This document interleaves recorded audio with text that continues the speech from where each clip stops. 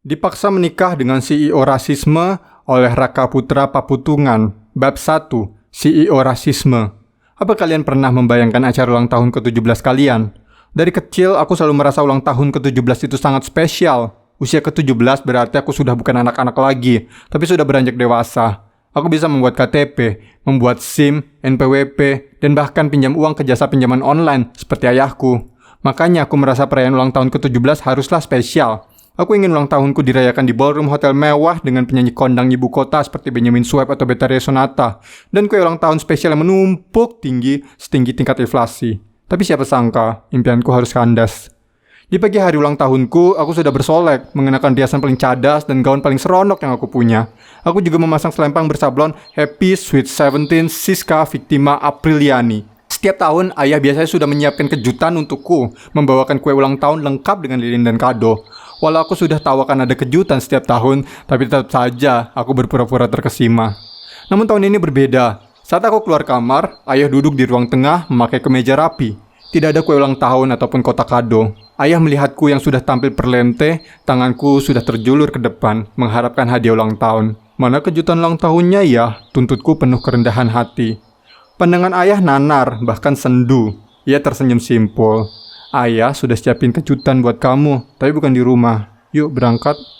Wah, hatiku langsung berbunga-bunga. Ternyata ayah tahu keinginanku merayakan Sweet 17 di hotel mewah. Ayah memang paling top. Di dalam mobil, ayah masih bungkam 1000 bahasa saat kutanya tujuan kami. Tapi dari balik jendela mobil, kulihat kami menuju pusat kota Jakarta. Bangunan-bangunan tinggi menjulang dengan angkuhnya, bagai mengernyit melihat penduduk pinggiran seperti diriku menyambangi kota metropolitan tersebut. Setelah 3,5 jam perjalanan berjibaku melawan lautan kendaraan bermotor yang seakan tiada hentinya, ayah memarkir Porsche 356A miliknya di area parkir Hotel Vermouth. Wow! Aku memang anak gadis yang jelita luar biasa dan berpribadi nirmala, tapi aku tetap tidak menyangka ayah akan merayakan hari spesialku di hotel termahal di Jabodetabek ini. Dari luar saja, bangunan 80 lantai ini terlihat mewah dengan dinding marmer yang berbanjurkan berlian merah bagai delima. Saat mau keluar mobil saja, ada valet berpakaian necis yang membukakan pintu dan mempersilakanku turun dengan menginjak punggungnya. Aku merasa bagai tuan putri. Seorang pelayan lain yang mengenakan tuxedo berlapiskan bludru dan sutra menyambut aku dan ayah. Pak Jambal, Nona Siska, silakan ikuti saya. Tuan sudah menanti kedatangan Anda berdua. Siapa maksudnya? Apakah pembawa acara pesta ulang tahunku? Sang pelayan memandu aku dan ayah ke dalam hotel. Bagian interiornya tidak kalah megah, setiap jengkalnya memancarkan aura kemewahan. Aromanya pun harum semerbak seperti uang yang baru dicetak. Kami bertiga masuk ke lift khusus yang letaknya agak tersembunyi. Sang pelayan menekan tombol teratas yang hanya bertuliskan RS. Sembari lift mendaki, orkestra di dalam lift memainkan berbagai lagu klasik untuk mengisi kekosongan. Ayah udah nyiapin pesta kejutan ya? Tanyaku setengah berteriak demi mengalahkan suara orkestra yang tengah memainkan In the Hall of the Mountain King dengan penuh hikmat. Ayah tidak memandangku. Ia hanya menatap ke depan, ke pintu lift yang memantulkan paras ayah. Bayangan ayah entah mengapa terlihat pucat, walau mungkin itu sekadar imaji fana yang timbul akibat permainan cahaya temaram dalam lift. Maafkan ayah Siska, bisiknya pelan. Begitu pelan hingga nyaris tenggelam dalam gesekan biola dan selo yang saling bersahut-sahutan. Tiba-tiba hatiku mencelos. Ada yang salah, aku tidak pernah mendengar suara ayah segetir ini. Seakan tercebur ke dalam laut di malam tak berbintang, aku mendadak merasa merinding hingga ke sukma. Ayah, ada apa sih? Emang kita mau kemana? Tanyaku, menggenggam lengan ayah. Namun ia bergeming, menyisakan kecemasan yang berkecamuk bagai badai dalam diri. Lututku terasa lemas. Aku mencoba melirik ke pelayan yang mengantar kami, namun ia seakan tidak mendengar pertanyaanku. Sebagaimana ayah, ia terus menatap ke depan dan memandang penanda lantai lift dengan angka yang terus mendaki.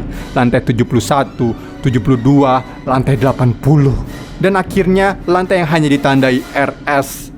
Akhirnya pintu lift terbuka, tepat dengan nada terakhir permainan orkestra di belakang kami. Aku baru menyadari bahwa perjalanan kami tidak terhenti satu lantai jua. Sang pelayan keluar terlebih dahulu, melangkah ke lantai pualam yang berlapiskan karpet merah. Silakan Pak Jambal, Nona Siska, ujarnya. Aku tidak ingin keluar. Aku ingin menutup pintu lift dan menekan tombol yang akan membawaku ke lantai dasar dan pergi jauh dari sini. Tapi bagi terhipnotis, aku tidak melawan saat ayah menuntunku keluar lift. Kami melintasi ruangan demi ruangan yang dipenuhi berbagai perabotan modern dan karya seni. Semuanya terlihat mahal dan ditata dengan penuh cita rasa. Akhirnya kami sampai di depan sepasang pintu besar yang menjulang yang terbuat dari kayu berpelitur. Sang pelayan mengetuk pintunya. Tuan, saya datang mengantarkan Pak Jambal dan Nona Siska. Tidak lama, kedua pintu tersebut mengayun terbuka dengan sendirinya. Ruangan di balik pintu tersebut begitu luas dengan jendela kaca yang menampilkan hiruk-pikuk pemandangan Jakarta dari ketinggian 500 meter. Membuatku seakan-akan berada di tengah kokpit pesawat. Pandanganku kemudian tertuju ke sosok yang berada di ujung ruangan. Di balik meja kerja berwarna hitam mengilap. Ia duduk di sebuah kursi kerja yang begitu gagah sehingga rasanya lebih pantas disebut tahta. Karena ia duduk membelakangi jendela, sosoknya terlihat gelap sebelum mataku menyesuaikan dengan tingkat cahaya dalam ruangan ini. Ia adalah seorang pria, berusia mungkin sekitar 40 tahunan, walau jika dilihat sekilas ia terlihat lebih muda berkat kulitnya yang terjaga dengan baik. Dan bukan kulitnya saja, rambutnya yang klimis dan sewarna perkedel, kacamatanya yang bergagang gading, hingga jas hitam yang licin, semuanya tanpa celah. Ia terlihat bak seorang model yang memeragakan peran pengusaha sukses untuk Shutterstock atau Getty Images. Mengikuti langkah sang pelayan, aku dan ayah mendekat ke meja kerja tersebut. Si pria di ujung ruangan memandangi kami dengan tatapan tajam, seperti juri bayi sehat yang sedang mencari orok paling semok. Kami berhenti beberapa langkah di depan meja. Aku baru menyadari ada plat nama di atas meja kerjanya. Racist Bigot, CEO rasisme. Mbak Butler, saya mau bicara bertiga saja dengan mereka, kata pria tersebut. Suaranya begitu dalam, sedalam novel dan kutipan-kutipan Terelie. Baik tuan. Sang pelayan itu pun undur diri, menyisakan aku, ayahku, dan sang CEO. Silakan duduk, katanya, mempersilakan aku dan ayah.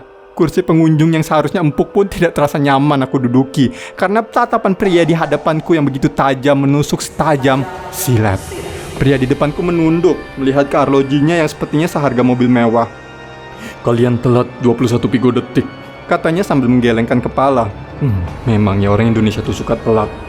Astagfirullah, dia rasis sekali. Saking terperanjatnya, aku hampir terjengkang ke belakang.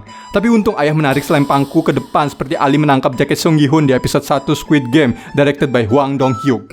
Si pria berjas hitam melihatku dengan ekspresi aneh, seperti menahan rasa tawa. Ada apa wahai mongoloid betina? Anda rasis sekali. Ups, terucap sudah. Ayah di sampingku menahan napas dan terlihat gusar mendengar perkataanku yang tidak sopan. Tapi tidak disangka dia malah tertawa pelan, membuatku tambah kesal. Putri Anda ternyata berani sekali ya. Maafkan dia, sayalah yang salah, kata ayah terburu-buru berusaha membelaku. Tidak apa, potong si pria rasis. Ia kembali terkekeh sebelum melanjutkan pertanyaannya. Apa Anda sudah menceritakan tujuan kalian kesini hari ini? Ayah melirikku, aku balas melirik ayah. Pria rasis melirikku, W.R. Supratman melirik Indonesia Raya. Belum, Siska belum tahu. Hatiku kembali berdebar. Apa yang ayah rencanakan bersama pria tengik ini? Baiklah, kalau begitu sebaiknya beritahu dia sekarang, katanya sembari berdiri. Kakinya ya, bukan bagian tubuh yang lain yang berdiri. Tubuhnya yang cukup tinggi, lebih tinggi dari ayah taksirku, menutupi cahaya matahari dari luar dan mendeduhiku dalam bayangan. Aku menengok ke ayah. Seumur hidupku belum pernah kulihat ayah kebingungan seperti ini. Sebagai seorang pedagang mata uang kripto dan NFT, ayah selalu terlihat percaya diri, ramah, dan tenang. Namun sekarang mata ayah membelalak, keringat membasahi keningnya bagi embun di pagi hari, dan ia bahkan tidak berani menatap mataku langsung. Ia hanya melihat ke bawah saat ia mengucapkan kata-kata yang membuat duniaku terjungkir balik. Siska, ini calon suami kamu. Dia CEO rasisme. Apa?